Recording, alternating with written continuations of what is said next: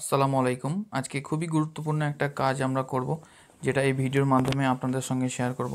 তো এই কাজটা আমি এবং আমার বন্ধু মিলে করব ঠিক করেছি। তো কাজটা যেটা হচ্ছে, আমাদের এখানে একটা ডিপ টিউবওয়েল আছে, যেটা দিয়ে আমরা অফ সিজনে মানে বর্ষার পরবর্তী টাইমে সবজি চাষ এবং নানা রকম চাষাবাদ করে থাকি। তাছাড়া গ্রীষ্মের সময় যে বীজগুলো ফেলে থাকি, সেগুলো এই ডিপ টিউবওয়েলের মাধ্যমে আমরা জল সেচ দিয়ে থাকি আর কি। তো এটার একটা প্রবলেম দেখা দেওয়ায়, যেহেতু বর্ষাকালে এটার দরকার পড়েনি, ব্যবহার হয়নি, তো এটাতে একটা খুবই গুরুত্বপূর্ণ প্রবলেম দেখা দেয়। যেটা আমার বন্ধু আমাকে বলে যে এটা চালাতে যাওয়ার পর একটা শর্ট সার্কিট হয়, এবং সেটারই দেখার উদ্দেশ্যে আজকে আমরা বেরিয়ে এসেছি বাড়ি থেকে। তো যাই হোক, প্রবলেম যেটা হয়েছে, অনেক দিন পড়ে থাকার জন্য এর যন্ত্রাংশের মধ্যে ইঁদুর ঢুকে তারগুলো কেটে দিয়েছে।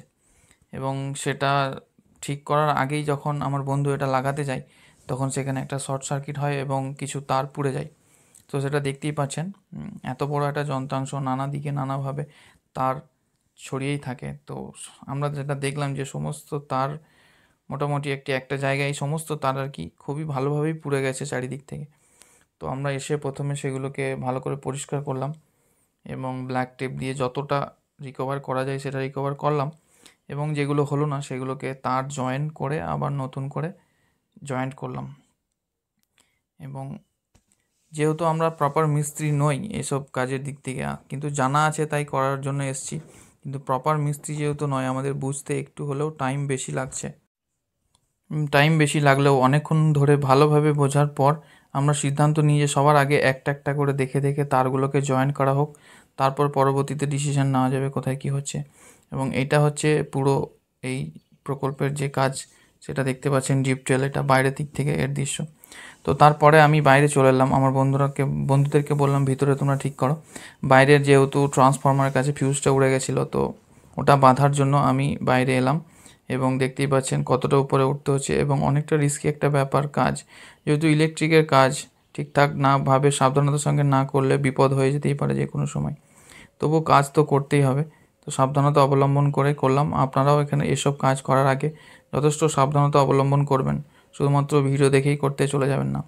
যাই হোক, ওটা ফিউজটা বেঁধে আসার পর আমি ভিতরে আরও একটা ফিউজ বাঁধার জন্য বসে পড়লাম। এটা যেহেতু ভিতরের ফিউজ, এটাতে অতটা কাজ নেই, এটা কম বেশি সবাই পারবেন। তো সাবধানতার সঙ্গে আমি খুবই নিখুঁতভাবে কাজটা করার চেষ্টা করছি, কারণ যেহেতু বর্ষা শেষ এবং এরপর বৃষ্টিও আর অতটা হবে না। তো আমাদের এর পরের কৃষিকাজটা এটার ওপর বেশ করেই করতে হবে।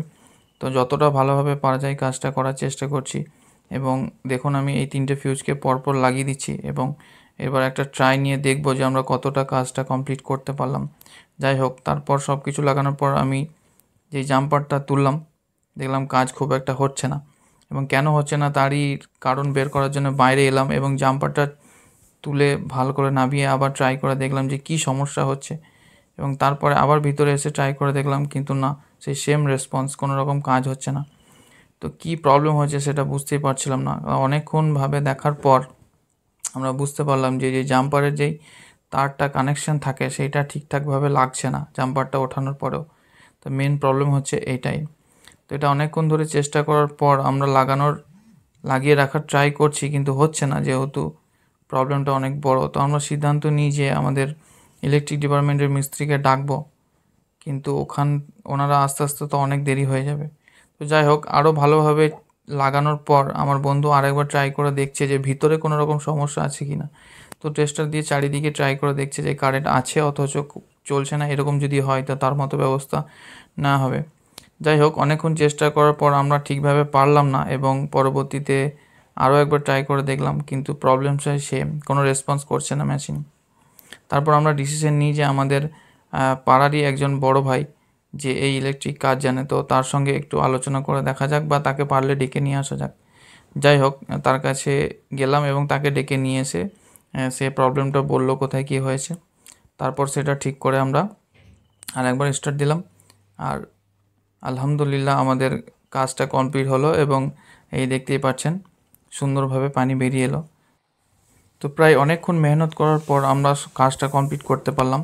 প্রায় আমাদেরকে একবেলা এটার ওপর সময় দিতে হয়েছে। যাই হোক, এত মেহনত করার পর কাজটা কমপ্লিট করতে পারলাম, এটাই আল্লাহর কাছে লাখো শুকরিয়া। তো এই ছিল আজকের ভিডিও।